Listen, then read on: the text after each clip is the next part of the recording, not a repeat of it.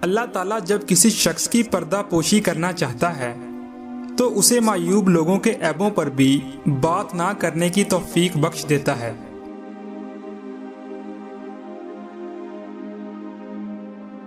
عقل کو خواہش پر فضیلت حاصل ہے، کیونکہ عقل زمانے کو تمہارے ہاتھ میں دے دیتی ہے، جبکہ خواہش تمہیں زمانے کا غلام بنا دیتی ہے۔ درویش کی مثال ایسی ہے کہ ایک خالی گھڑا ہے جس کا منہ بند ہے۔ دریا میں کیسا ہی طوفان برپا ہو، وہ اس میں ڈوب نہیں سکتا۔ اللہ والوں کی باتیں سکون قلب عطا کرتی ہیں اور اہل ظاہر کی باتیں دل میں انتشار اور بے اطمینانی پیدا کرتی ہیں۔ مولانا رومی رحمت اللہ علیہ سے کسی نے پوچھا، زہر کیا ہے؟ آپ نے فرمایا، ہر وہ چیز جو ہماری ضرورت سے زیادہ ہے زہر ہے، جیسے اقتدار، دولت، بھوک، لالچ، محبت اور نفرت۔ ایسے دکھو جیسے تم ہو، یا پھر ویسے بن جاؤ جیسے تم دکھنا چاہتے ہو۔ اللہ تعالیٰ ظاہر کے بجائے باطن کو اور کل کے بجائے حال کو دیکھتا ہے۔ اللہ تعالیٰ جب کسی کی رسوائی چاہتا ہے تو اسے پاک لوگوں پر لعن طعن کرنے کی طرف مائل کر دیتا ہے۔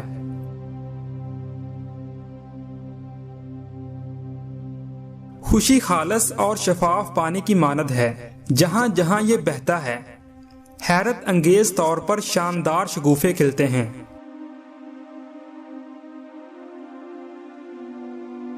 احمق انسان کی دوستی اور اس کی محبت سے دین اور دنیا دونوں ہی کا خون ہوتا ہے۔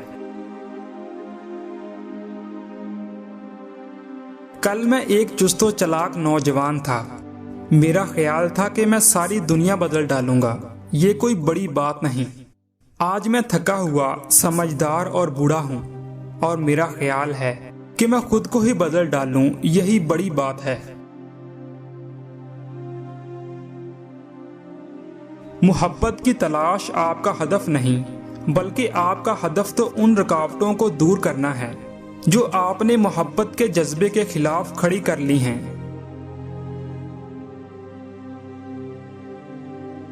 جس انسان کی آنکھوں سے آنسو بہتے ہیں اس پر اللہ کی رحمت برستی ہے۔ جو لوگ عقل مند ہیں وہ مذاق کی بات میں سے بھی نصیحت کو تلاش کر لیتے ہیں۔ بلبل کو اس کی سریلی آواز اور میٹھے گیت کی وجہ سے قید کر لیا جاتا ہے۔ کیا کسی نے سنا کہ کبھی کوے کو کسی نے پنجرے میں ڈالا ہو؟ زمین کی اچھائی یا برائی کا معیار اس کی پیداوار ہے۔